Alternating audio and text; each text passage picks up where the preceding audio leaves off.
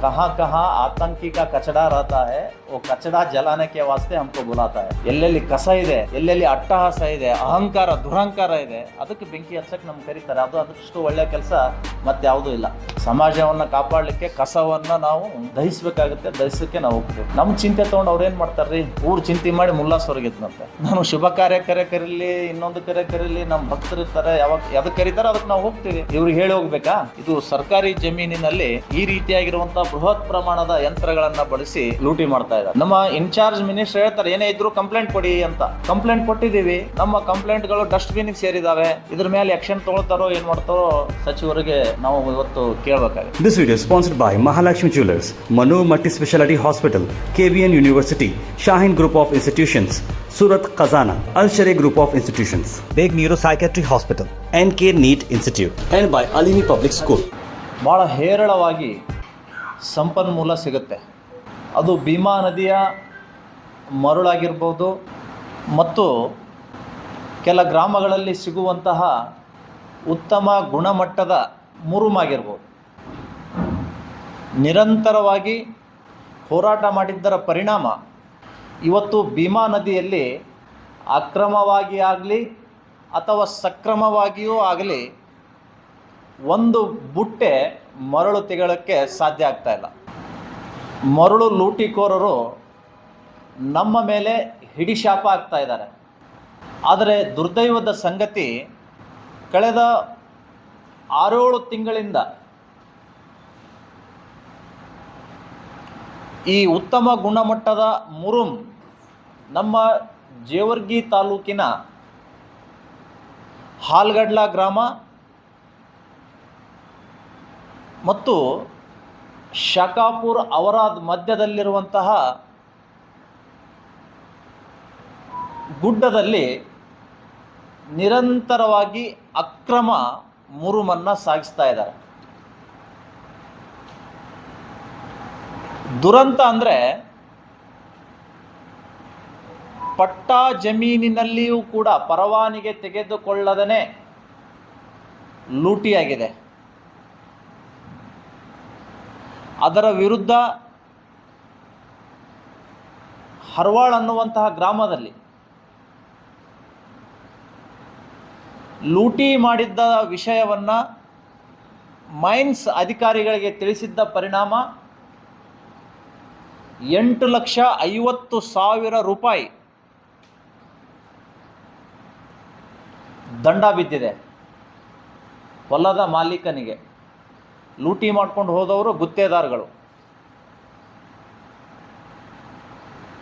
ಅವರು ಚಾಣಾಕ್ಷತೆ ಎಷ್ಟು ಅಂದರೆ, ಪರವಾನಿಗೆ ತೆಗೆದುಕೊಂಡು ಬರ್ತಾರೆ. ಆ ಪರವಾನಿಗೆ ತೆಗೆದುಕೊಂಡು ಬಂದ ಮೇಲೆ ಅದಕ್ಕೆ ರಾಯಲ್ಟಿ ಅಂತ ಕಟ್ಟಬೇಕಾಗತ್ತೆ ಸರ್. ರಾಯಲ್ಟಿಯನ್ನು ವಂಚಿಸಿ ಅಲ್ಲಿಯ ಅಧಿಕಾರಿಗಳಿಗೆ ಕೇವಲ ಪರವಾನಿಗೆ ಪತ್ರ ತೆಗೆದುಕೊಂಡು ಲೂಟಿ ಮಾಡಿದ್ದರ ಪರಿಣಾಮ ನಮ್ಮ ಕಾರ್ಯಕರ್ತರು 8.5 ಲಕ್ಷ ರೂಪಾಯಿ ಆ ಪಟ್ಟಾ ಜಮೀನು ಮಾಲಕನಿಗೆ ಆಗಿದೆ. ಈ ಔರಾದ್ ಮತ್ತು ಶಾಖಾಪುರ ನಿರಂತರವಾಗಿ ಲೂಟಿ ನಡೆಯುವಂತಹ ಮುರುಮಿನ ಬಗ್ಗೆ ಜೇವರ್ಗಿ ತಾಲೂಕಿನ, ಅದು ಸರ್ಕಾರಿ ಜಮೀನು, ಪಟ್ಟಾ ಜಮೀನಲ್ಲ, 26 ಸರ್ವೆ ನಂಬರ್, 100 ಎಕರೆಯ ಜಮೀನಿನಲ್ಲಿ ದೊಡ್ಡ ದೊಡ್ಡ ಹಿಟಾಚಿಗಳನ್ನು ಬಳಸಿ ಸುಮಾರು 20ಕ್ಕೂ ಹೆಚ್ಚು ಟಿಪ್ಪರ್ಗಳನ್ನು ಬಳಸಿ ಮುರುಮ್ ಲೂಟಿ ಹಗಲೇ ನಡೀತಾ ಇದೆ. ಈ ಕುರಿತಂತೆ ಅಲ್ಲಿಯ ತಹಸೀಲ್ದಾರ್ ದೊಡ್ಡ ಖಳನಾಯಕ ಈ ಎಲ್ಲರಿಗೂ ಅಭಯವನ್ನು ಕೊಟ್ಟು ಇಂತಿಷ್ಟು ಹಣವನ್ನು ಪಡೆದು ಲೂಟಿಗೆ ಸಹಕಾರವನ್ನು ನೀಡ್ತಾ ಇದ್ದಾರೆ. ದೂರುಗಳನ್ನು ಕೊಟ್ಟ ಮೇಲೆ ಅಲ್ಲಿಯ RI ವರದಿಯನ್ನು ಸಲ್ಲಿಸಿದ್ದಾರೆ. ಒಬ್ಬ ತಾಲೂಕಿನ ದಂಡಾಧಿಕಾರಿಗಳಾಗಿ ಸ್ಪಾಟ್ ಇನ್ಸ್ಪೆಕ್ಷನ್ ಮಾಡದೇನೆ ಅವರ ಮೇಲೆ ಕಾನೂನು ಕ್ರಮ ಜರುಗಿಸಿದನೆ ಕಣ್ಣಿಗೆ ಬಟ್ಟೆ ಕಟ್ಟಿಕೊಂಡು ಇವತ್ತು ಜೇವರ್ಗಿಯಲ್ಲಿ ಆಡಳಿತ ನಡೆಸ್ತಾ ಇದ್ದಾರೆ.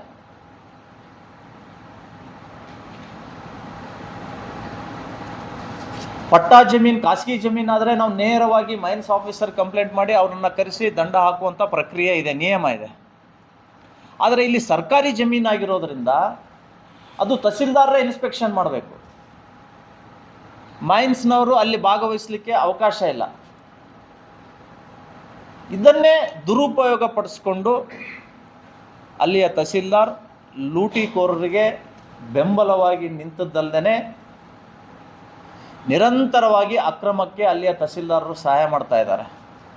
ಅದನ್ನು ಯಾರು ಲಿಫ್ಟ್ ಮಾಡಿದ್ದಾರೆ, ಹಿಟಾಚಿಗಳನ್ನು ಟಿಪ್ಪರ್ಗಳನ್ನು ಸೀಸ್ ಮಾಡಬೇಕು. ಕೋಟ್ಯಾಂತರ ರೂಪಾಯಿ ಲೂಟಿಯಾಗಿದೆ. ಮತ್ತು ಯಾವುದೇ ಕಾರಣಕ್ಕೂ ಕೂಡ ತಹಸೀಲ್ದಾರ್ ಅಲ್ಲಿ ಮುಂದುವರಿಯೋಂಗಿಲ್ಲ. ಅವರನ್ನು ಇಮಿಡಿಯೇಟಾಗಿ ಸಸ್ಪೆಂಡ್ ಮಾಡಬೇಕು. ಜೇವರ್ಗಿ ತಾಲೂಕಿನ ಸಣ್ಣ ಮನುಷ್ಯನಿಂದ ದೊಡ್ಡ ಮನುಷ್ಯರ ನಾಡಿ ಮಿಡಿತವನ್ನು ಅರ್ಥಕೊಂಡಂತಹ ತಹಸೀಲ್ದಾರ್ ಅವರು ತಮ್ಮ ಆಟಾಟೋಪವನ್ನು ಯಥೇಚ್ಛವಾಗಿ ಅಲ್ಲಿ ಪ್ರಯೋಗ ಮಾಡ್ತಾ ಇದ್ದಾರೆ. ಇವರನ್ನು ಅಮಾನತ್ ಮಾಡಬೇಕು. ಇಲ್ಲದೆ ಹೋದರೆ DC ಆಗಿ AC ಇಟ್ಕೊಂಡು ತಹಸೀಲ್ದಾರ್ ಅಲ್ಲಿ ಪೊಲೀಸ್ ಇಲಾಖೆ ಎಲ್ಲರನ್ನ ನಾವು ಕೋರ್ಟಿಗೆ ಸಿದ್ಧರಾಗಿದ್ದೀವಿ ಅಂತ ತಮ್ಮ ಮೂಲಕ ನಾನು ಕೇಳ್ಕೊಳ್ತಾ ಇದ್ದೀನಿ.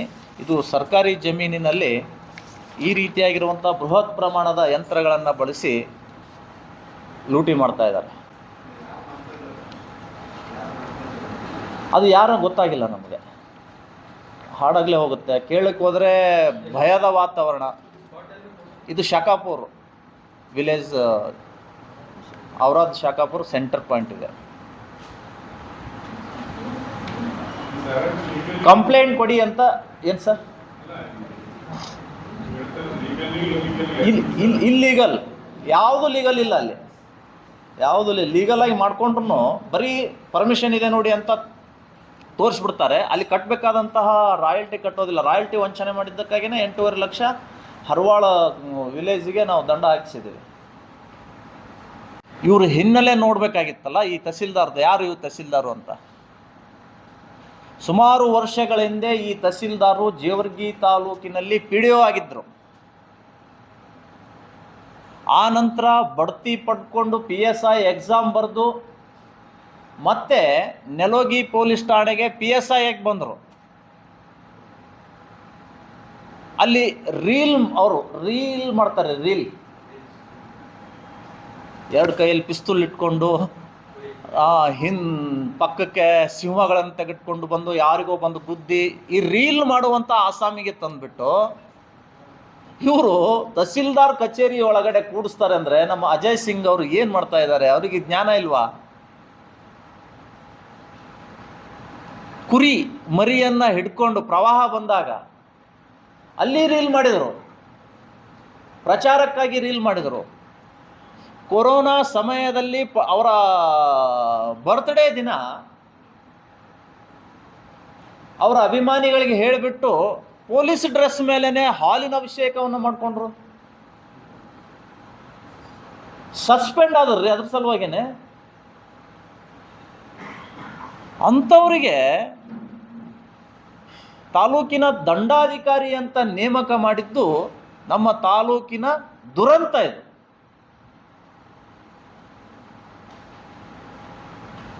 ಹೀಗಾಗಿ ನಾವು ಈ ಪ್ರಕರಣವನ್ನು ಇಮ್ಮಿಡಿಯೇಟ್ ಆಗಿ ಇಲ್ಲಿಯ AC ಅವರಿಗೂ ಕಂಪ್ಲೇಂಟ್ ಕೊಟ್ಟಿದ್ದೀವಿ. AC ಅವ್ರ ಕೆಲಸ ಏನಾಗಿದೆ ಅಂದರೆ, ನಮ್ಮ ಉಸ್ತುವಾರಿ ಮಂತ್ರಿಗಳು ಯಾರಿಗೆ ಗಡಿಪಾರು ಮಾಡಬೇಕನ್ನುವಂಥದ್ದು ಅವ್ರು ಹೇಳಿಬಿಡ್ತಾರೆ.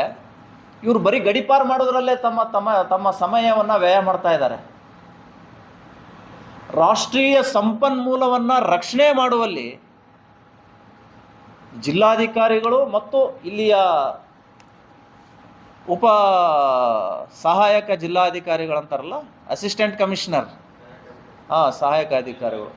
ಲಾಡ್ ಮುಗುಳಿಯಲ್ಲಿ ಆತ್ಮಹತ್ಯೆ ಮಾಡಿಕೊಂಡು ಅದು ನಾವು ಮಾಡಿದ್ದ.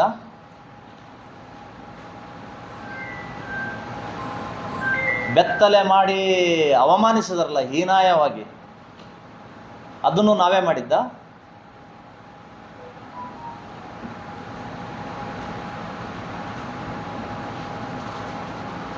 ಏನು ಕೋಮು ಗಲಭೆ ಆಗಿದೆ? ಎಲ್ಲಿ ನಾವು ಭಾಷಣ ಮಾಡಿದ್ದೀವಿ? ಯಾವ ಕೋಮು ಗಲಭೆ ಆಗಿದೆ ಹೇಳಿ ನೋಡೋಣ. 40 ಕೇಸ್ ಅಂತ ಒಂದು ಕಡೆ ಹೇಳ್ತಾರೆ, 39 ಕೇಸ್ ಅಂತ ಹೇಳ್ತಾರೆ.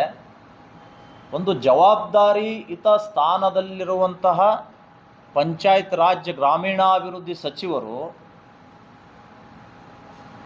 ಸರಿಯಾದ ಮಾಹಿತಿಯನ್ನು ತೆಗೆದುಕೊಂಡು ಪ್ರಜೆಗಳಿಗೆ ತಲುಪಿಸುವಂಥ ಕೆಲಸ ಅವ್ರು ಮಾಡಬೇಕು. ಸರಿಯಾಗಿ ಮಾಹಿತಿನೇ ಇಲ್ಲ ಇವರಿಗೆ. 40 ಕೇಸ್ ಇದೆ, 39 ಕೇಸ್ ಇದೆ. ಜನರಿಗೆ ತಪ್ಪು ಸಂದೇಶ ಕೊಡುವುದು ಅಪರಾಧನೇ. ಕೇವಲ ದೊಡ್ಡ ಸಭೆಯಲ್ಲಿ ನಿಂತ್ಕೊಂಡು ಭಾಷಣ ಮಾಡಿ ಅದು ಪ್ರಚೋದನೆ ಆಗುತ್ತೆ ಅನ್ನುವಂಥವರು ಪ್ರೆಸ್ ಮೀಟ್ನಲ್ಲಿಯೂ ಕೂಡ ಪ್ರಚೋದನಾ ಮಾತಾಡುವುದು ಕಾನೂನಿಗೆ ವಿರುದ್ಧ. ಅದು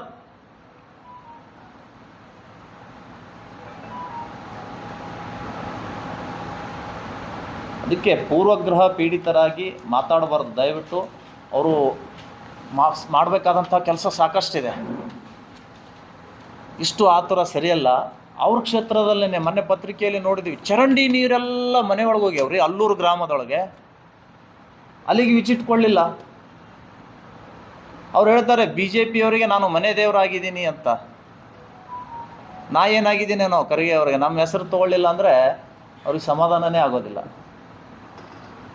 ಸಾಕಷ್ಟು ಕೆಲಸ ಇದೆ. ಗ್ರಾಮೀಣ ಅಭಿವೃದ್ಧಿ ಒಂದು 10 ಗ್ರಾಮ ನಿಮ್ಮ ತಾಲೂಕಿನಲ್ಲಿ, ಬೇರೆ ತಾಲೂಕು ಬೇಡ, ನಿಮ್ಮ 10 ಗ್ರಾಮ ನಿಮ್ಮ ತಾಲೂಕಿನಲ್ಲೇ, ನಿಮ್ಮ ಕ್ಷೇತ್ರದಲ್ಲೇ ಮಾದರಿ ಗ್ರಾಮಗಳನ್ನಾಗಿ ಮಾಡಿ ತೋರಿಸ್ರಿ. ಬಯಲು ಶೌಚ ಮುಕ್ತವಾಗಿ ತೋರಿಸ್ರಿ. ಅದ್ರ ಬಗ್ಗೆ ಮಾತಾಡಿದ್ದಾರೆ ಅಂದರೆ ಇಲ್ಲಿವರೆಗೂ? ಅವ್ರಿಗೆ ಬೈದೆ, ಇವ್ರಿಗೆ ಬೈದೆ, ಅವ್ನಿಗೆ ಹಾಗಂದೆ ಹೀಗಂದೆ, ಒದ್ದು ಒಳಗೆ ಹಾಕ್ರಿ, ಇದೇ ಮಾತಾಡ್ತಾರೆ ಇವರು. ನಾನು ಪಂಚಾಯತ್ ರಾಜ್ ಸಚಿವನಾಗಿದ್ದೀನಿ, ನನ್ನ ತಾಲೂಕಿನಲ್ಲಿ 10 ಗ್ರಾಮಗಳನ್ನು ಮಾದರಿ ಗ್ರಾಮ ಮಾಡಿದ್ದೀನಿ, ಬಯಲು ಶೌಚಾಲಯ ಮುಕ್ತ ಮಾಡಿದ್ದೀನಿ, ಶುದ್ಧ ಕುಡಿಯುವ ನೀರು ಮನೆ ಮನೆಗೆ ತಲುಪಿಸಿದ್ದೀನಿ. JJM ಮಾಡಿದ್ದಾರೆ, ಇನ್ನೂ ಹಳ್ಳಿ ಒಂದು ಮನೆಗೆ ನೀರು ಬರ್ತಾ ಇಲ್ಲ. ಇಂಥ ಒಳ್ಳೆ ಕೆಲಸ ಮಾಡ್ರಿ. ನಮ್ಮ ಶುಭ ಕಾರ್ಯ ಕರೆಯೋದು ಬಿಡೋದು ನಮ್ಮ ಶಿಷ್ಯರಿಗೆ ಬಿಟ್ಟಿದ್ದು, ನಮ್ಮ ಭಕ್ತರಿಗೆ ಬಿಟ್ಟಿದ್ದು. ನಿನ್ನೆ ಪೊಲೀಸ್ ಸ್ಟೇಷನ್ ಎನ್ಕ್ವೈರಿ ಮುಗಿಸಿ ನಾನು ಹೋಗಿದ್ದು ಟೋಟಲ್ ಕಾರ್ಯಕ್ರಮಕ್ಕೆ.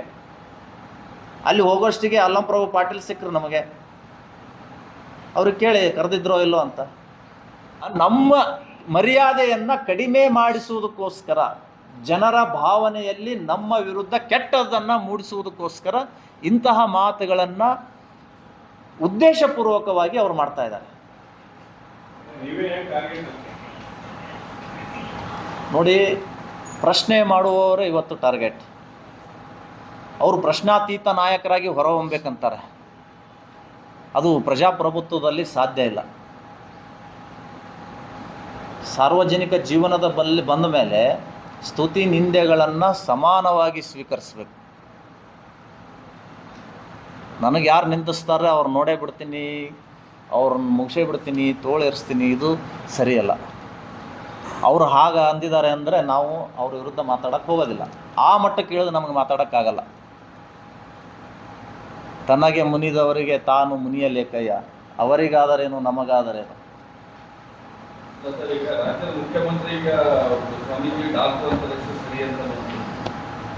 ಕುಂಬಳಕಾಯಿ ಕಳ್ಳ ಅಂದ್ರೆ ಹೆಗ್ಲ್ಯಾಕೆ ಮುಟ್ಕೋಬೇಕು? ಸಿದ್ದರಾಮಯ್ಯ ಅಂದ್ರೆ ನಾನೇನು ಮುಖ್ಯಮಂತ್ರಿ ಸಿದ್ದರಾಮಯ್ಯನವ್ರು ಅಂತಂದಿನ? ಹೇಳಿ, CM ಸಿದ್ದರಾಮಯ್ಯ ಅಂತ ಹೇಳಿದಿನ? ಏನೂ ಇಲ್ವೇ ಇಲ್ಲಲ್ಲ. ಅವ್ರು ಹೇಗೆ ಮಾತಾಡ್ತಾರಲ್ಲ, ಆಂದೋಲ ಸ್ವಾಮಿ ಹಂಗೆ ಹಿಂಗೆ ಅಂತ. ಯಾರು ಮುಖ್ಯಮಂತ್ರಿ? ಸಿದ್ದರಾಮಯ್ಯನವರು ಅಂದ್ರೇ ಅದು ಬರುತ್ತೆ. ಈಗ ನಾನು ಹೇಳ್ತೀನಿ, ನಿಮಗೆ ಇಷ್ಟು ಸಣ್ಣ ಮಟ್ಟದಲ್ಲಿ ನೀವು ವಿಚಾರ ಮಾಡ್ತೀರಿ ಅಂದರೆ, ನಾನು ಹೇಳಿದ್ನಲ್ಲ, ಒಬ್ಬ ಮುಖ್ಯಮಂತ್ರಿ ಆಗಲಿ, ಒಬ್ಬ ಹೋಮ್ ಮಿನಿಸ್ಟರ್ ಆಗಲಿ, ಟೀಕೆಗಳು ಬರೋದು ಸಹಜ ರೀ. ಅಲ್ಲ ರೀ, ನಾನು ಅಲ್ಲಲ್ಲ, ಸಿದ್ದರಾಮಯ್ಯ ಅಂದ್ರೆ ಯಾರು ಅಂತ ಬೇಕಲ್ಲ. ಯಾರು? ಇಲ್ಲ ಇಲ್ಲ ಇಲ್ಲ, ನಾವು ಮುಖ್ಯಮಂತ್ರಿ, ನಮ್ಮ ಮುಖ್ಯಮಂತ್ರಿಗಳದ್ದು ಭಾಳ ಗೌರವ ಇದೆ. ನಾವು ಮುಖ್ಯಮಂತ್ರಿಗಳಿಗೆ ಅಂದೀವಿ ಅಂತ ಅವ್ರು ಅಂದ್ಕೊಳ್ಬಾರ್ದು.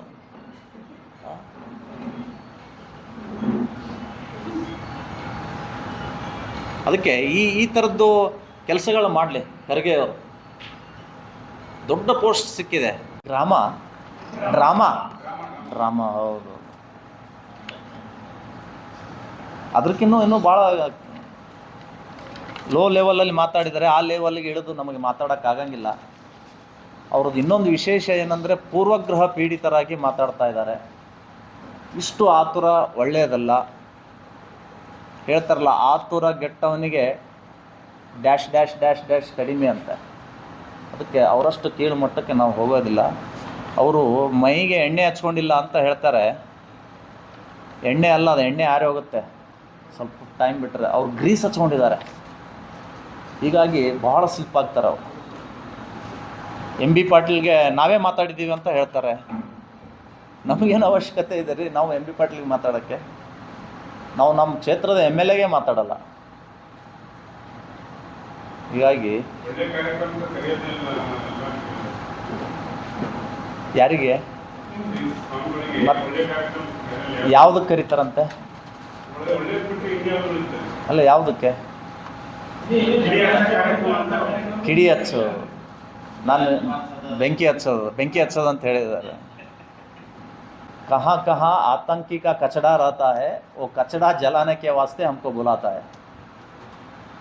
ಎಲ್ಲೆಲ್ಲಿ ಕಸ ಇದೆ, ಎಲ್ಲೆಲ್ಲಿ ಅಟ್ಟಹಾಸ ಇದೆ, ಅಹಂಕಾರ ದುರಹಂಕಾರ ಇದೆ, ಅದಕ್ಕೆ ಬೆಂಕಿ ಹಚ್ಚಕ್ಕೆ ನಮ್ಗೆ ಕರೀತಾರೆ. ಅದು ಅದಷ್ಟು ಒಳ್ಳೆಯ ಕೆಲಸ ಮತ್ತು ಯಾವುದೂ ಇಲ್ಲ. ಸಮಾಜವನ್ನು ಕಾಪಾಡಲಿಕ್ಕೆ ಕಸವನ್ನು ನಾವು ದಹಿಸಬೇಕಾಗುತ್ತೆ, ದಹಿಸೋಕ್ಕೆ ನಾವು ಹೋಗ್ತೇವೆ. ನಮ್ಮ ಚಿಂತೆ ತೊಗೊಂಡು ಅವ್ರೇನು ಮಾಡ್ತಾರೆ ರೀ, ಊರು ಚಿಂತೆ ಮಾಡಿ ಮುಲ್ಲಾಸ್ ಹೊರಗಿದ್ನಂತೆ. ನಾನು ಶುಭ ಕಾರ್ಯ ಕರೀಲಿ, ಇನ್ನೊಂದು ಕರೀಲಿ, ನಮ್ಮ ಭಕ್ತರು ಇರ್ತಾರೆ, ಯಾವ್ದಕ್ಕೆ ಕರೀತಾರೆ ಅದಕ್ಕೆ ನಾವು ಹೋಗ್ತೀವಿ. ಇವ್ರಿಗೆ ಹೇಳಿ ಹೋಗ್ಬೇಕಾ? ಈಗ ಒಂದು ಆರ್ಡರ್ ಆಗಿದೆ, ನಮ್ಮ ಕಲಬುರಗಿ ಜಿಲ್ಲೆ ಬಿಟ್ಟು ಹೋಗಬಾರ್ದು ಅಂತ, ಇನ್ನೊಂದು ಆರ್ಡರ್ ಮಾಡಿಸಿ. This video is sponsored by Mahalakshmi Jewelers, Manu Multi-Speciality Hospital, KBN University, Shahin Group of Institutions, Surat Khazana, Al-Sharia Group of Institutions, Beg Neuropsychiatry Hospital, NK NEET Institute, and by Alimi Public School.